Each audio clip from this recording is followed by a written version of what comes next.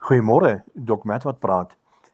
Nou ja, as ons op sosiale media gaan of ons kyk na die nuusberigte en oral waar ons net inskakel, wat maak nie saak op watter TV-kanaal as daar nuus is nie, is dit net slegte nuus. Waar ook al jy kom tussen mense, is dit slegte nuus. Oliepryse skiet deur die dak. Mense se lewens word in die oorlog geneem en oral is dit slegte nuus. Ons ekonomie is besig om net slegter en slegter te raak met hierdie oorlog. Net toe ons dink daar kom 'n draai in ons ekonomie, begin die oorlog en daar is ons ekonomie weer terug waar dit was. Die rand het niks meer waarde nie. Oliepryse per vat is nou net weer baie duurder en so gaan dit gebeur met brandstof en alles net weer gaan duurder en alles is slegte nuus. Oorlog, gerugte van oorlog, hongersnood en moord. Jy kan nie glo hoeveel moordstories daar op TV opkom met die nuus en goed saam nie.